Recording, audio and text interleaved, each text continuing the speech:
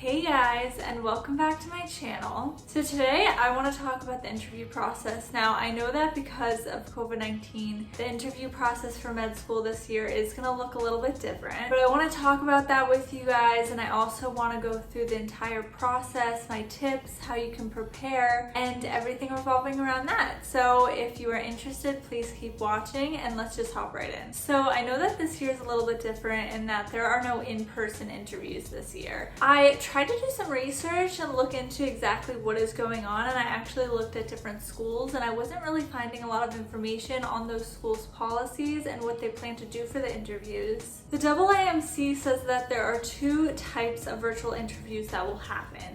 There will be the live virtual interviews and this sort of on-demand type of interview where you are responding to questions presented via text on the screen. Now, I'm not really sure exactly how that's going to work, but my impression are those are not really going to be like a conversation. That's more you have to do the talking, and I guess they want to know your answers.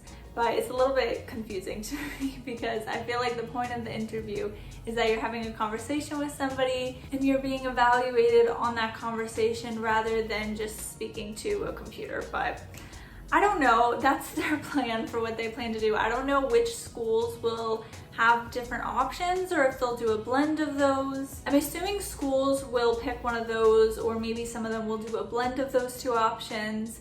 But that is the general layout for right now. I'm not sure if you guys have gotten any more information via email or from specific schools that you've applied to that detail the information on how the interview process is going to work a little bit more. But generally online, that is what it says. And I think mostly they're just gonna take the interview process and try to make it as similar to in-person as it can be. Obviously, it's not gonna be the same, but I'm sure they'll still have the typical format that you would have with meeting with students, meeting with faculty. So I wanna talk about the process and what it was like for me. Now, I know that this could change this year, but generally this is how it works, and I wanted to talk about it a little bit if you have no idea how the process works and you're just getting used to this and you haven't really heard a lot about it. Okay, so once you put in your secondary applications, you start getting interview invitations. And those interview invitations can be anywhere from August to April of the next year. So I interviewed from September to February, and different schools have different windows in which they give those interviews. So some schools will have earlier interviews, so they start in August and they end in December, and then other schools will start in October and they end in April. So it really just depends on the school on how they conduct their interviews and how long they have the actual process go on. So I found at the beginning when I was getting interview invitations, I was getting them about a month and a half to 2 months before the actual interview. And basically how it works is you will receive an email and it will congratulate you for the interview, and then typically you will go pick an interview date and you'll get a few different options, but they're all clustered around the same time. However, you can get them last minute. I got an interview invitation that I think was like 5 days before, because I'm pretty sure they just had a cancellation and asked me. And so that was something that was very different. Luckily, it wasn't very far from where I lived, so I didn't have to book a flight or anything like that, but that can happen. They can sometimes just ask you and not give you a lot of options, but just say, okay, we have this date. Can you come in next week or something like that? So I thought that for some reason, if I just submitted my application earlier, I could schedule most of my interviews in September or October and as early as I wanted to, and then I'd have a lot more control. I thought that the ranges of dates they would give you would be much larger. However, that's not really true. Generally, the dates that you are offered are what you get. You know, you don't really have a lot of choice over when the school decides to give you an interview. Even if you submit your application really early, you might not get an interview until later in the cycle. Speaking very generally, I would say that it is best to have earlier interviews since the class is not filled up yet. So you probably have a better chance of getting into the school if you interview in September rather than interviewing in March. However, that is a general statement. Not all schools work like that, but I would say overall that is how the process works. Okay, so now I want to talk about the interview process itself. Schools operate very, very differently. So sometimes you will have 2 traditional interviews, you'll have 1 traditional interview, You'll have MMI interviews, which are multiple mini interviews. You'll have, what else, like group activities where you have to work with people and you're observed by faculty members. The actual interview process though is only a small portion of the actual interview day. So when I was interviewing, typically there was a breakfast, sometimes, not all the time. Sometimes it was just a lunch where you get to speak with the students, but sometimes they had a breakfast, and then they would also do a lot of presentations. They would have other parts of the day where you can speak with students. There's always a campus tour.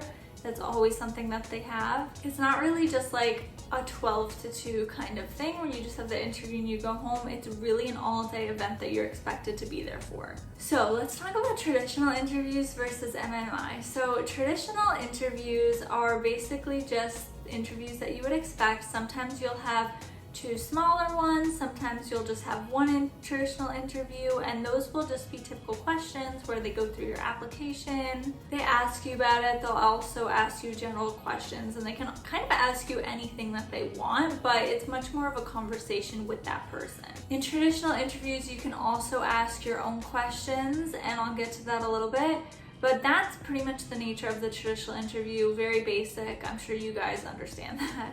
So MMI interviews are very, very different. And I'm not exactly sure how this will work online. I'm sure schools that do MMI will still continue to do them. But basically, the way that I went about MMI interviews is you are assigned to a door, you go to that door, and then you have a question. You get about a minute or 2 minutes to read it and think about how you want to answer the question, and then you go into a room. You speak with the person in the room about that question for maybe like 6-8 minutes, a really short amount of time, and then you leave the room and you go to the next one and you start the process all over again. So you'll probably have anywhere from like 6 to 10 different interviewers rather than just having one interviewer. A lot of the time you'll go in, you'll just start talking about it, and then you can have follow-up questions from the interview.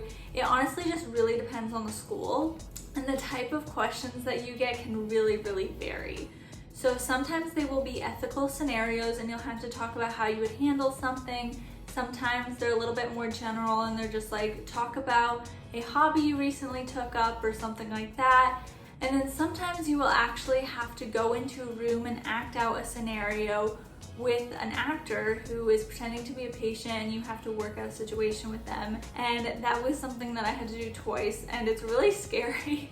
And you probably think before you go into those that they're really horrifying, and they are a little bit nerve-wracking, but you definitely just do it, and it only lasts like 6 minutes and then you just leave, but it does feel a little bit awkward. So in terms of how this will work with virtual interviews, I think you just practice like you would for any interview and pretending that it's not virtual. I'm curious how they will do the campus tours. I don't know if they'll do some sort of virtual tour presentation or how exactly that's gonna work, but I'm sure they'll figure out something. Over Zoom, you'll still be able to meet students and talk to them. You'll still be able to hear the presentations and meet with anybody that you normally be able to meet with. It might not be as intimate and as personal as it would be in person, but I'm sure the schools will try their best to make the interview process as good as it can be, even though the circumstances are definitely not that easy. So I want to quickly talk about the pros and cons of virtual interviews and what I think you can do to help prepare for them.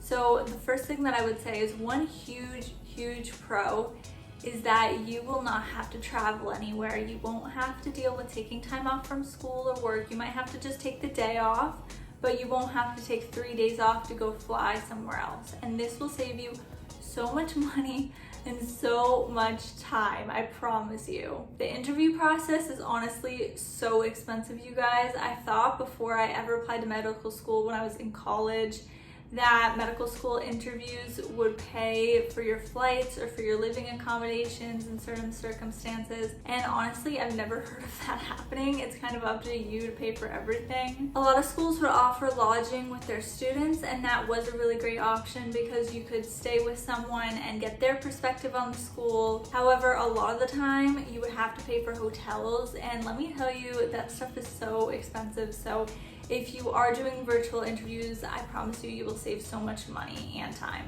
I would say the biggest con is that you're not actually seeing the school and meeting people in person. And I think that definitely is tricky for getting a feel for the program, getting a feel for the types of students there, and seeing where you actually will be if you attend that school. I'm not sure also if it might be difficult to connect with faculty and students if you're not in person with them, but I think overall this might not also be an issue. I think it really depends on the interview day and the specific program and how they work to make this better. If you are in that situation though, hopefully at least you will get some sort of feel from the interview day, even though it might not be the same as having that interview in person. Okay, so now I want to talk about preparing. So I would just prepare as you would for a normal interview. I had a document on my computer with all the different possible interview questions I could think of, and I would just go through them. I would have my answers written out, and I would just go over these questions myself. I would go over them with family and friends who would tell me what they thought of my answers. I spent a lot of time Googling different interview questions, and I can also make a separate video on that, on different interview questions and how to answer them. But generally you can find a lot of things on Google. You can find YouTube videos that talk about this as well. I looked through so many questions, but I will say there will always be questions you don't know the answer to. So you do have to try your best, and you have to be prepared for the fact that you will definitely get a question you're not expecting, and you have to be able to think light on your feet and just relax and talk about the question honestly and openly. Definitely know your application inside out, because if you get a question on your research and you can't talk about your research that well, or you don't remember a volunteering activity that you did like 5 years ago, that's going to be a problem. So make sure that you know everything really well. You know, sometimes they may ask you really specific questions about your research or your volunteering. Generally, I was kind of surprised because while I was asked about my research, I wasn't asked about it in the depth that I thought I was going to be. But I would say overall, you want to be able to talk about it as best as you can, because what if, you know, you get a professor who does research in that area that you researched and starts asking a lot of specific questions. You are going to want to know what you're talking about. So the second thing I would say is I would do a practice over Zoom with a family or friend and have them go through questions with you, and then they can give you feedback. So they can tell you if you're lagging, if your Wi-Fi is bad, if there's something in the background, if they can't hear you that well, you know, whatever the situation is. They can also tell you if you're making eye contact through the camera, because that might be something that might be a little bit difficult and different for people to get used to. I think practicing in this sort of setting will be really helpful as well with dealing with stress, so that when you actually get to the interview process, you've done this before. It's not your first time doing questions over Zoom, so you're familiar with the process and you're not as stressed out. I think that's something that really messes a lot of people up. If you are somebody that is very stressed, it can be difficult to communicate with the person well, and it might not be that great of an interview. So practicing obviously helps a lot with that. The third thing I want to talk about is that you still have to dress business casual. You still have to look presentable, even though you might not want to. Dress in a formal suit, or you know, whatever you're planning on wearing that is business casual. Make sure you look professional. Make sure that you have everything together, that your background looks nice. You know, if you're in your bedroom, make sure that there's not a mess behind you. Make sure the Wi-Fi is good, and make sure that, you know, if you can, you have your own space and you can try to make it as quiet as possible, and that there's not dogs parking in the background or people yelling or something like that. The fourth thing is make sure that you have questions ready to ask the interviewers or to ask students, and show that you know a little bit about the school. So look into the school beforehand, look into what types of activities are offered, what the general curriculum is. You know, you want to make sure that you have questions to ask, because if you don't have questions during the interview and they ask you what questions you have, it will probably look a little bit damaging. So just make sure that you are prepared in that way, and you should also just know about the school if they ask you why you want to attend that school. That is actually a question that I got quite a lot, and you definitely need to know how to answer that. So make sure you know a lot about the school, make sure you have questions, and as long as you have like 2 to 3 questions, I think you probably should be fine. So yeah, that's pretty much that. I want to make a whole nother video talking about common questions and how you can answer them, so please be on the lookout for that. I hope you guys enjoyed the video. Please like and subscribe, it would help me out so much, and I can't wait to talk to you guys next time. Bye guys.